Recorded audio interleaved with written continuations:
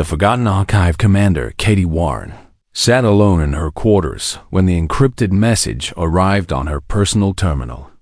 And she knew immediately that something was wrong because Coalition Command never contacted deep space research vessels unless the situation was urgent. Her ship, the Endurance, had spent 18 long months at the edge of known space, cataloging dead worlds and ancient ruins that no other species wanted to explore. And her crew of 47 scientists and soldiers had grown used to the silence of the galactic rim. The message contained only coordinates and a single word that made her blood run cold. Prometheus, she called her senior officers to the bridge within minutes, and they gathered around the navigation display with confusion on their faces as they studied the location. Embedded in the transmission, Lieutenant Danny Cole, a young man with sharp eyes and a talent for communications, traced the signal back to its source and discovered something that should have been impossible. "Commander," he said with a tremor in his voice, "these coordinates lead to a station orbiting a brown dwarf star about 3 light-years from our current position. But the station's design signature is completely human." Katie frowned at the display and asked the obvious question that everyone was thinking. "That's impossible," said Dr. Nina Patterson, the ship's xenarchaeologist, who had joined them on the bridge when she heard about the discovery. "Humans have never built anything in this region of space, and our records show no colonial missions to this sector, but the data did not lie.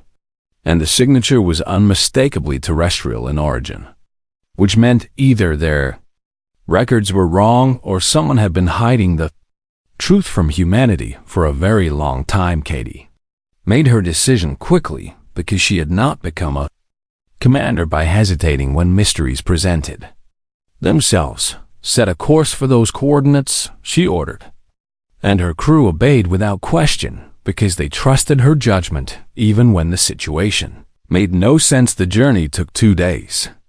And during that time, Katie reviewed everything she knew about the Prometheus Protocol, which was supposedly just a legend among senior military officers.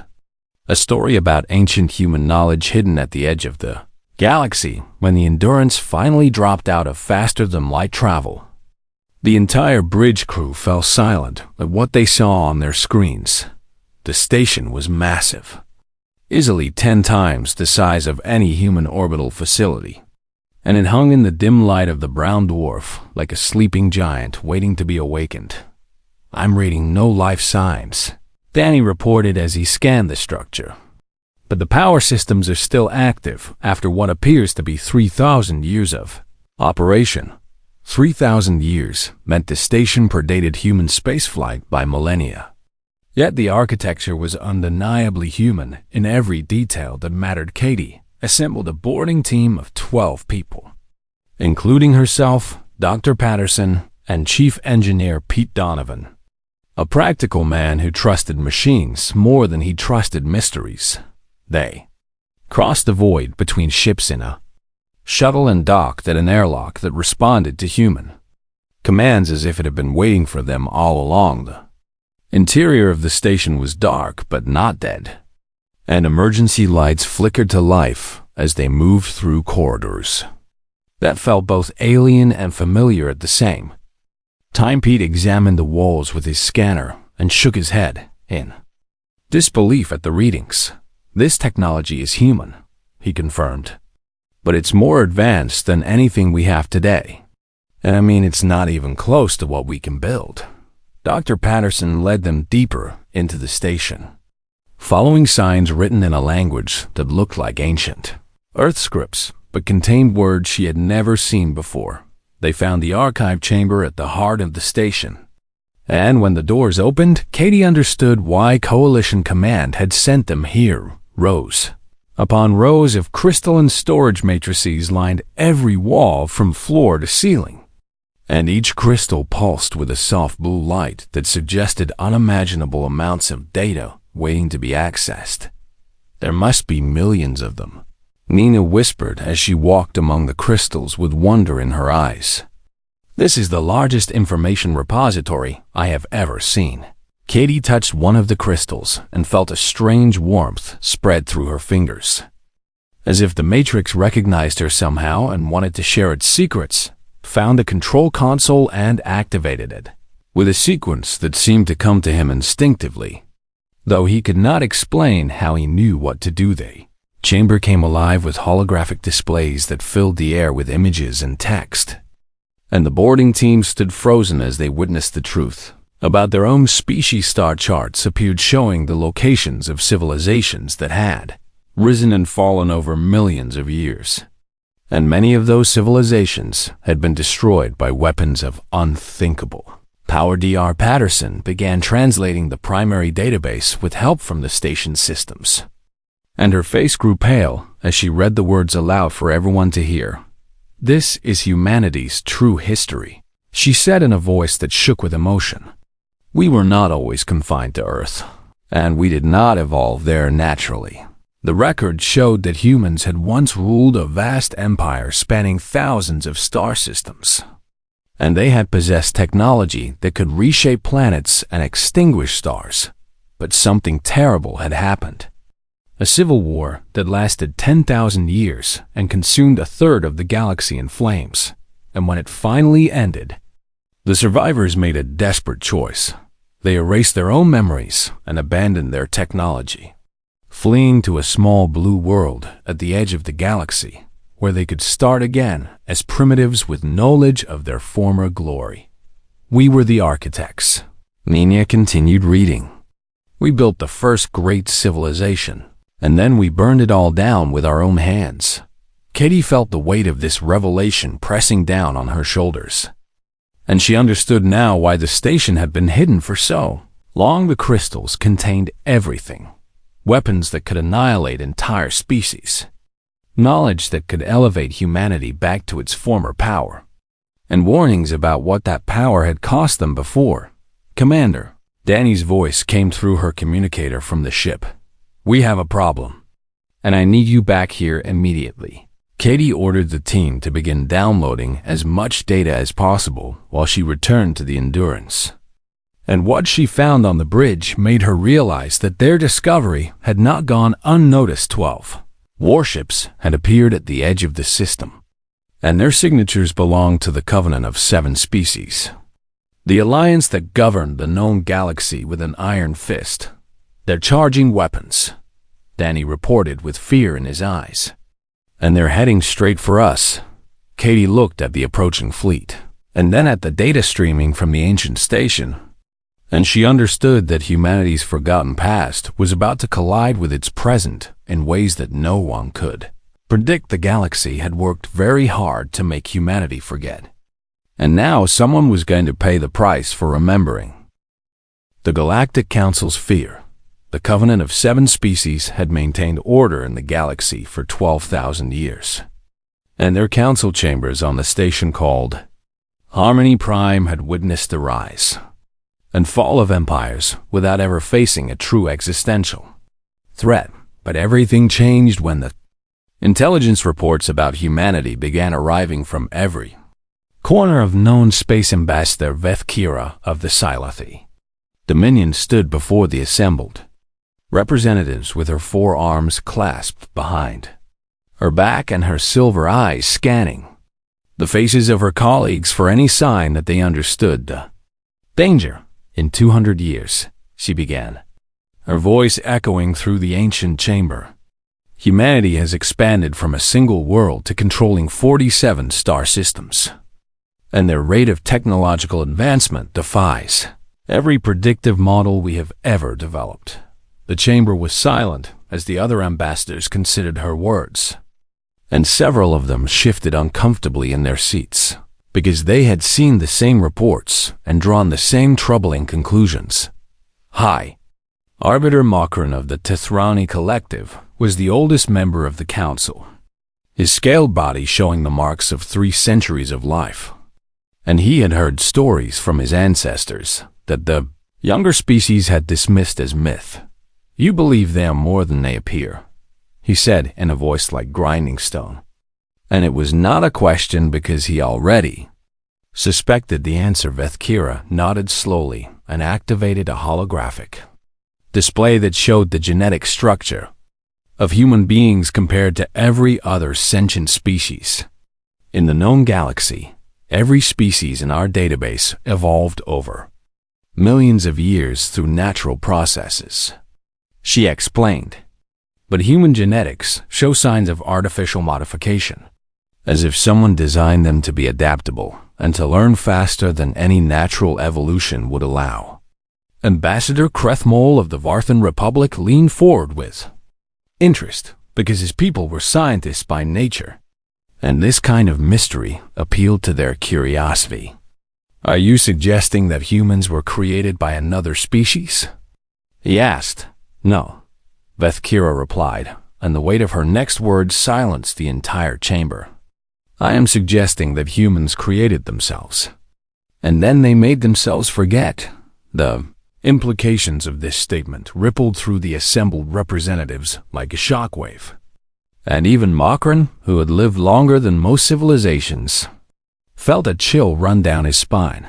Every species in the Covenant knew the ancient warnings that had been passed down through 10,000 generations.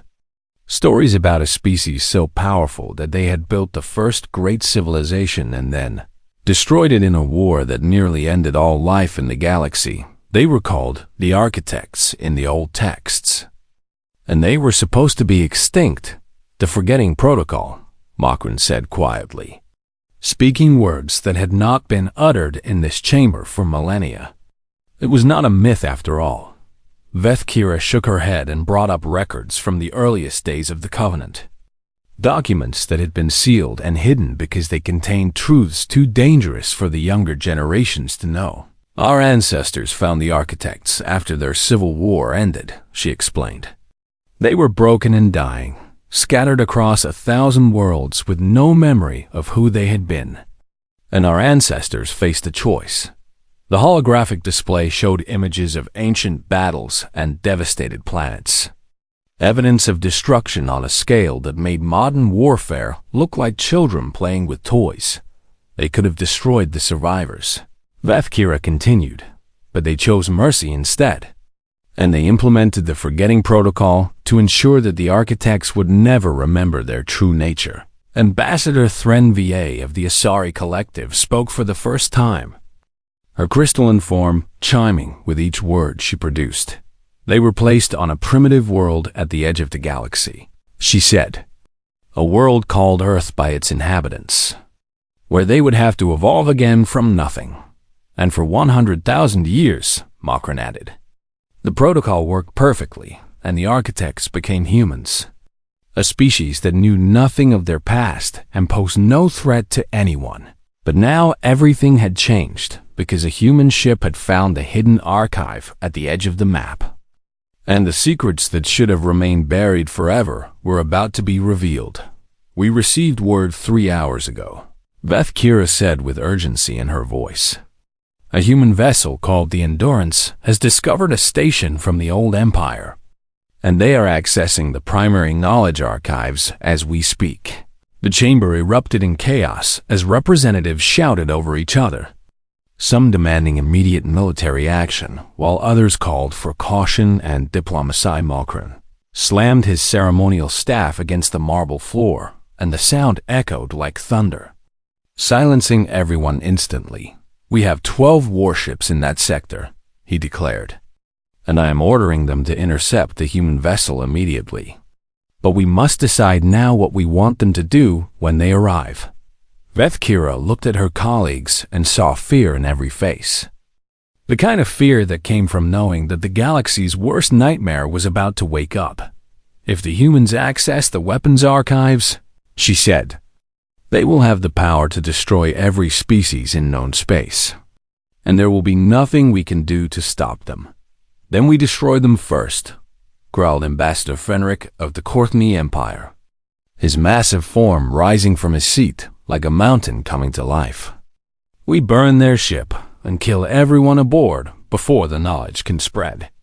But Makran raised his hand for silence because he understood something that the younger ambassadors did not. The architects did not fall because of external enemies, he said slowly. They fell because they turned their weapons on each other.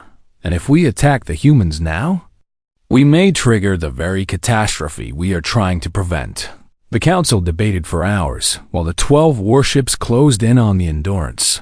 And with every passing minute, more data flowed from the ancient station into human hands. Katie Warren had no idea that the fate of the galaxy was being decided in a chamber thousands of light years away.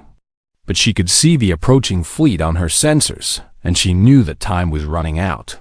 The Theo Covenant had kept their secret for 100,000 years.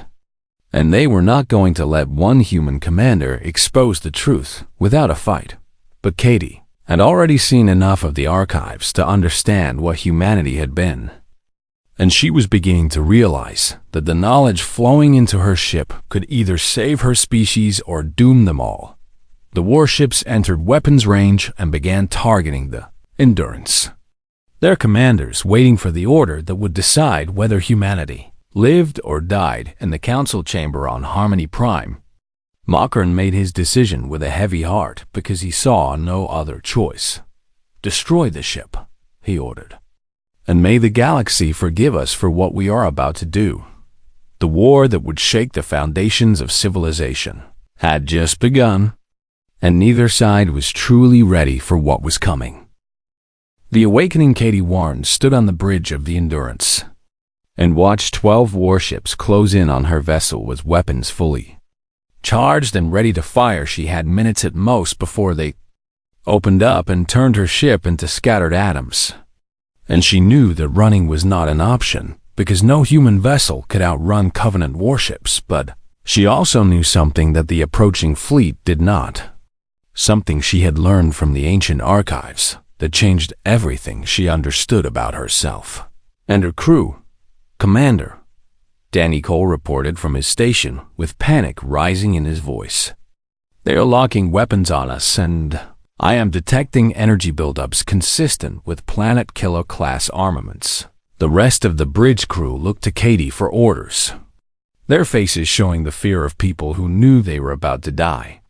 But Katie felt strangely calm because the knowledge from the station was still flowing through her mind like a river of light. Darnenia Patterson rushed onto the bridge with a data tablet clutched in her hands and her eyes wide with excitement. Despite the approaching danger, Katie, she said, abandoning military protocol in her urgency, the archives contain more than just history, and I found something that might save us all. Katie took the tablet and scanned the information, and what she saw made her heart skip a beat because it confirmed what she had begun to suspect during the data transfer. The architects had not simply erased their memories when they fled to Earth after the Civil War. They had encoded their knowledge into human genetics itself, hiding it so deeply that it would take a specific trigger to unlock that. Trigger was exposure to the crystalline matrices in the archives, and every member of her crew who had touched the crystals was now carrying the full knowledge of their ancestors in their minds, waiting to be accessed.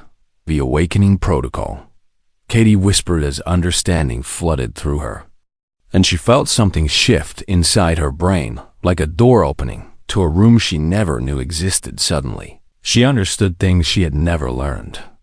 Concepts that should have been beyond her comprehension. And she saw equations and designs flowing through her thoughts like memories from a life she had never lived around her. The bridge crew began experiencing the same phenomenon as the knowledge buried in their genes came rushing to the surface. Pete Donovan staggered and grabbed his console for support as engineering principles beyond anything humanity had achieved in the modern era filled his mind. I know how to fold space, he said in a voice filled with wonder and terror. I can see how to bend reality itself, and I have no idea how that is possible. Weapons Officer Lisa Grant gasped as tactical information flooded her consciousness, and she suddenly understood how to build weapons that could unmake stars and tear holes in the fabric of existence. Commander, Danny reported with a new steadiness in his voice, because the awakening had reached him too. "I can hear them. The Covenant fleet is communicating on frequencies I should not be able to detect. And I understand every word they are saying." The enemy ships fired their first volley, and Katie watched the plasma bolts streak toward her vessel on the main display. But she felt no fear because she now knew exactly what to do. "Pete," she said calmly, "activate the shield harmonics I am sending to your station." Her chief engineer looked at the data streaming to his console, and his hands moved across the controls with a confidence that came from knowledge older than human civilization. A barrier of energy materialized around the Endurance just as the enemy weapons reached their position, and the plasma bolts splashed harmlessly against the shield that physics said should not exist. Impossible. Veth Kira hissed on the Covenant command ship as she watched her fleets. Most powerful weapons failed to penetrate the human defenses, but Katie was not finished because the awakening was spreading through her entire crew and they were becoming something far more dangerous than a research vessel. "Lisa," she ordered, "target their weapon systems only, and use the precision protocols from Archive Section 7. Lisa Grant smiled as she accessed weapons technology that made the Covenant's finest armaments look like children's toys. And beams of light shot from the Endurance with surgical accuracy, one by one. The enemy warships went dark as their weapons were destroyed without damaging their life support or propulsion systems. And within minutes, the entire Covenant fleet was disabled, but still intact. "Commander," one of her officers said with shock in his voice, "we just defeated 12 capital ships without killing a single person. I do not understand how that is possible." Katie understood because the awakening had given her more than just technical knowledge. It had shown her why the architects had fallen and what they had become before the Civil War destroyed them. They had been conquerors and destroyers, using their incredible power to dominate and subjugate every species they encountered. And in the end, they had turned that same violence on each other, but humanity had spent 100,000 years learning different lessons on Earth. Lessons about struggle and compassion and the value of life. And those lessons were now mixing with the ancient knowledge in ways the original architects had never experienced. "Open a channel to the Covenant flagship," Katie ordered. And Danny complied immediately. High Arbiter Makron appeared on her screen, his ancient face showing a mixture of fear and resignation as he looked at the human commander who had just humiliated the most powerful fleet in the sector. "You could have destroyed us," he said quietly. "But you chose not to. And I do not understand why." Katie met his gaze without anger or pride, because she understood his fear better than he knew. "We are awakening to who we were," she told him. "But we are not the same species that nearly destroyed the galaxy. And we have learned things in our exile that the architects never understood." She transmitted a data package to his ship, containing a small portion of what she had learned from the archives. Enough to prove that humanity was indeed the lost architects, but also to show how they intended to use their rediscovered power. "We will not conquer," Katie continued, "and we will not destroy unless we are given no choice. But we will also not allow anyone to threaten our existence again." Makram reviewed the data with trembling hands and saw that the human commander was telling the truth, at least as far as her intentions were concerned. But he also knew that the Covenant would never accept this, and that the war for survival had only just begun. "You have made powerful enemies today," he warned her, "and the Council will send everything they have to stop you before the awakening spreads to other humans."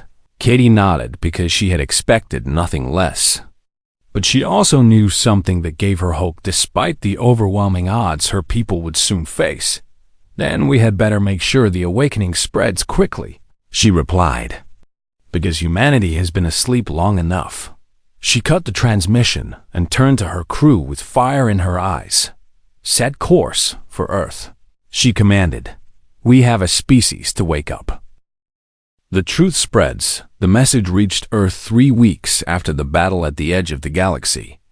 And when the coalition government finished reviewing the data that Commander Katie Warren had transmitted, the world changed forever. Admiral Greg Harper sat in his office at Fleet Command watching the feeds from every major city on the planet as people gathered in the streets to discuss what they had learned about their true origins. The archives were now public knowledge because Katie had broadcast everything to every human world simultaneously. And there was no way to contain information that was already spreading faster than anyone could track his aid. Captain Amy Lawson entered with a tablet showing the latest reports from colonies across human space.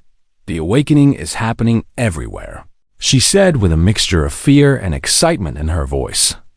Scientists are making discoveries that should take decades in a matter of hours.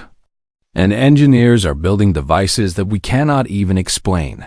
Greg had experienced the awakening himself after touching one of the crystalline matrices that Katie had sent back with a courier ship. And he understood why Amy sounded both amazed and terrified. Knowledge pouring into human minds was not just technical information, but also memories of what their ancestors had done with that power.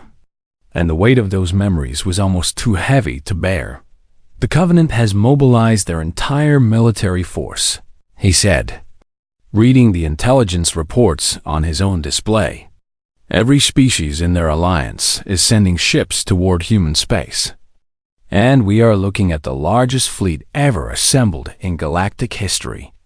Amy moved to stand beside him and looked at the tactical projection showing the enemy forces converging on their borders from every direction. How long do we have? She asked. 6 months, maybe less, Greg replied. They are taking no chances this time because they know what we are becoming and they are afraid. But Greg was not as worried as he should have been because the awakening was transforming humanity faster than anyone had predicted. And every day brought new miracles that made the previous day's achievements look primitive on the colony world of New Haven. A team of engineers led by a woman named Sandra Price had built a shipyard that could construct warships in days instead of years, using construction techniques that came from memories none of them had possessed a month ago on Mars. The R. Kevin Brooks and his research team had developed medical technology that could cure diseases previously thought incurable, and they were already working on methods to extend human lifespans indefinitely and in laboratories across Earth. Scientists were unlocking the secrets of energy production that would free humanity from the need to mine resources from other worlds. We are becoming what we were, Greg said quietly, echoing words that many humans had spoken in recent weeks as the transformation continued. Is that a good thing? Amy asked, and her question carried the weight of concerns that many people share. Greg thought about what the archives had shown them of the architects at the height of their power, a species so advanced that they had reshaped entire galaxies according to their will. But he also remembered what had happened when that power was turned inward, when faction fought against faction and the weapons that had built an empire were used to tear it apart. The architects fell because they forgot why power matters, he said slowly, working through his thoughts as he spoke. They conquered because they could, and they destroyed because nothing could stop them. And in the end, they had nothing left worth protecting. Amy nodded because she had studied the same histories and reached similar conclusions. But we are different, she said, though it sounded more like a question than a statement. We have to be different, Greg replied with determination in his voice. 100,000 years on Earth taught us things the architects never learned. And if we forget those lessons now, we deserve whatever happens to us. He stood and walked to the window of his office, looking out at the city below, where millions of people were living through the most significant moment in human history.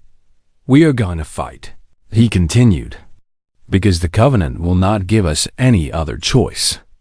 And we are going to win because our technology will be superior to anything they can field against us.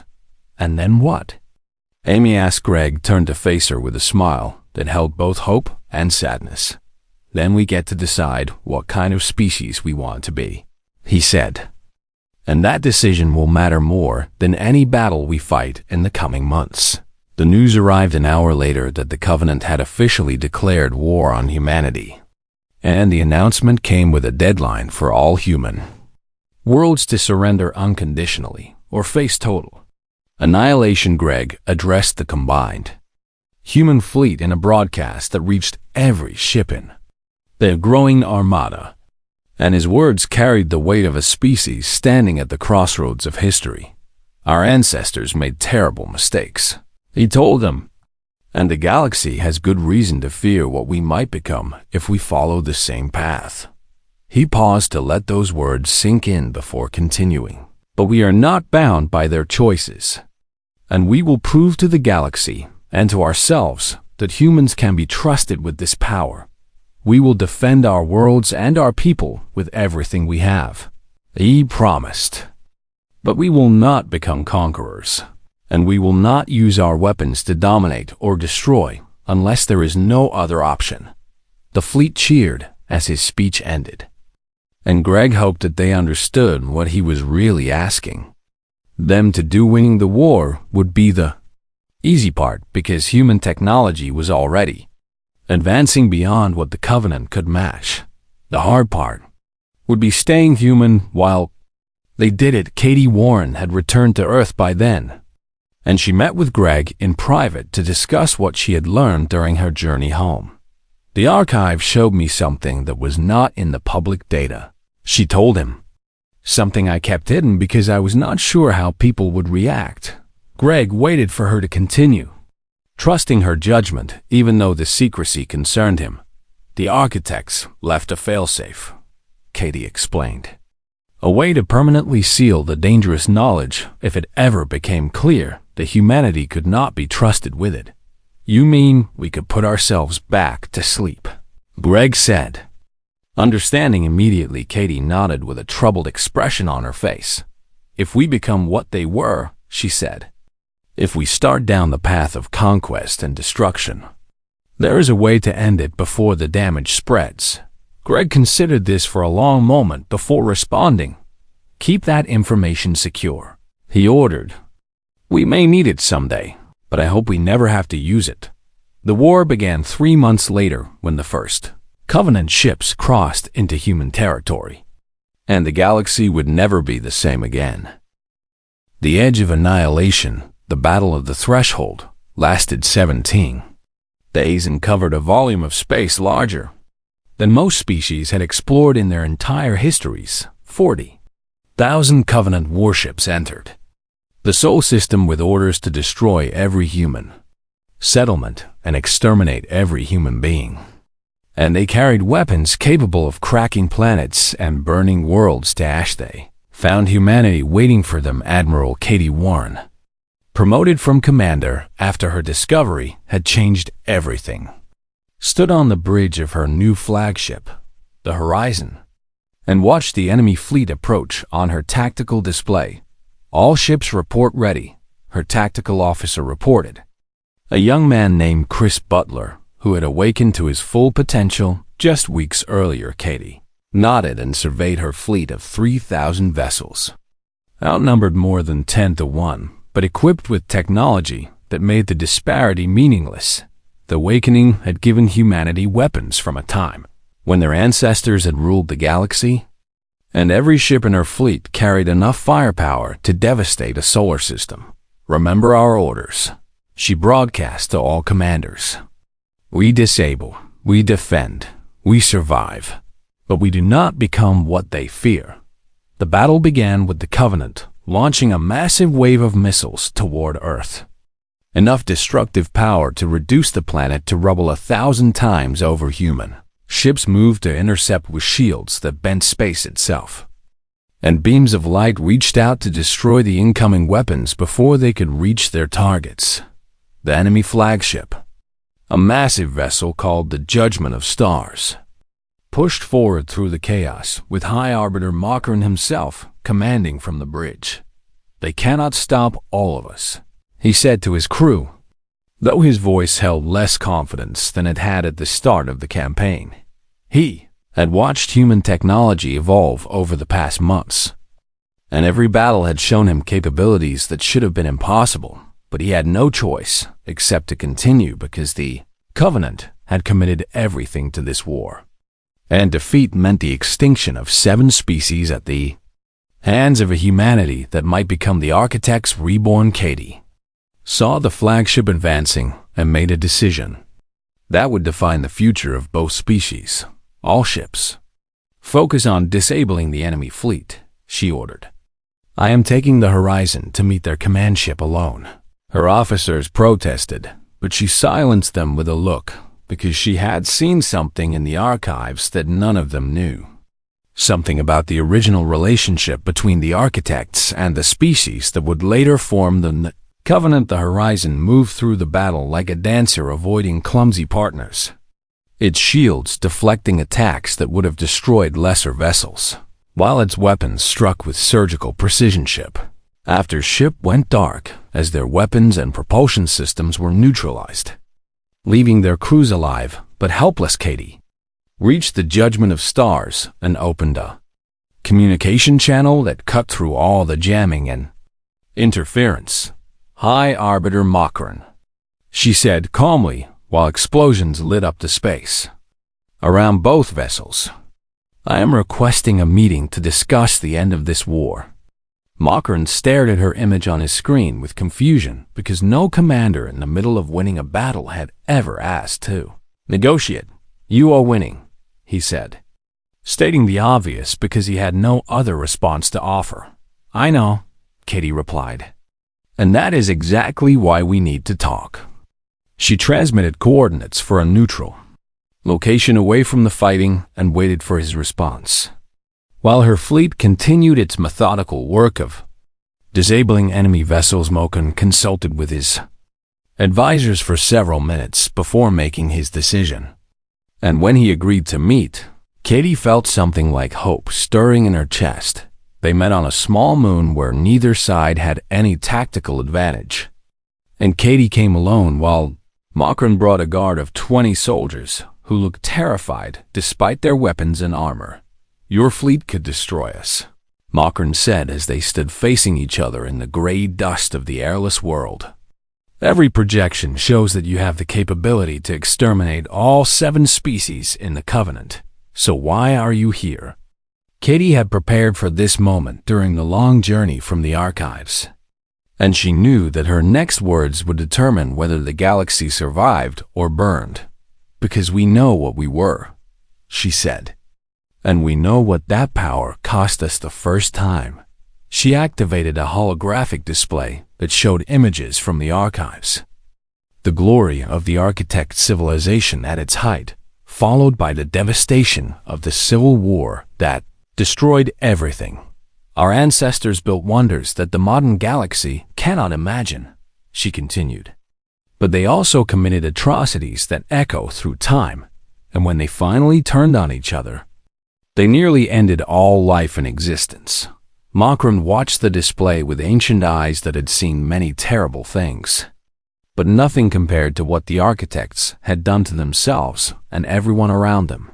You were right to fear us, Katie admitted, and your ancestors were right to implement the forgetting protocol. Because the Architects were monsters who deserved to be forgotten, then why did you awaken? Makron asked, his voice carrying genuine confusion. Why did you seek out the knowledge that made you so dangerous? Katie smiled sadly because she had asked herself the same question many times since that first day on the ancient station. Because forgetting is not the same as healing, she explained, and humanity could not become something better while we were hiding from who we used to be. She gestured at the battle still raging in the distance, visible as flashes of light against the star-filled sky. We have the power to end this war by ending you, she said bluntly. Every species in the Covenant could be extinct within a year if we chose that path, and there is nothing you could do to prevent it. Makron nodded because he had already accepted this truth. But we are choosing differently, Katie continued. Because 100,000 years on Earth taught us something the architects never understood. And what is that? Makran asked. Katie met his eyes with a gaze that held the weight of a species trying to redeem itself.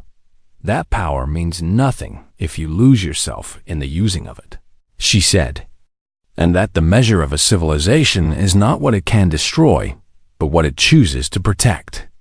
She transmitted a command to her fleet, and Makran watched in amazement as human ships began powering down their weapons across the entire battlefield.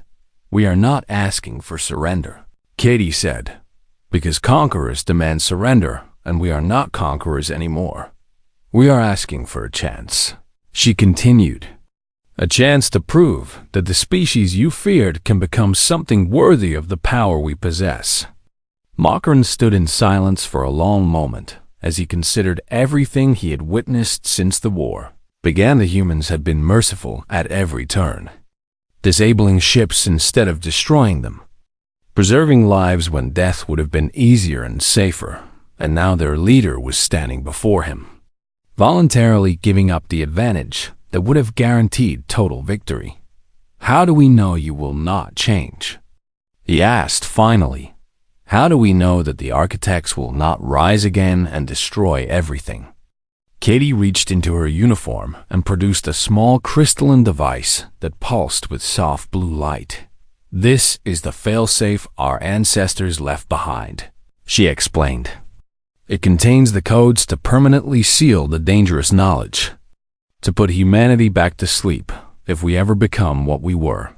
She held the device out to Makran with both hands. I am giving this to you, she said, as proof that we mean what we say. Makran looked at the device and then at the human commander who was trusting him with the power to end her species' awakening.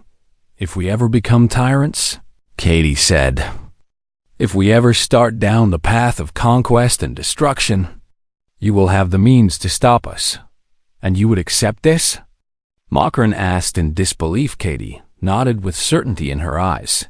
We would rather be forgotten again than become the monsters we used to be, she said. And this is our promise to the galaxy, that we will never let that happen. The war ended not with annihilation, but with a handshake.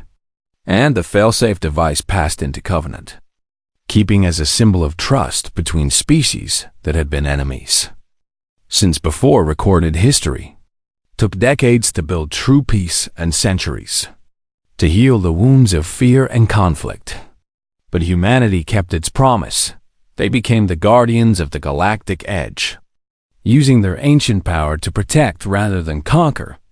And the species that had once feared them came to see them as allies and friends.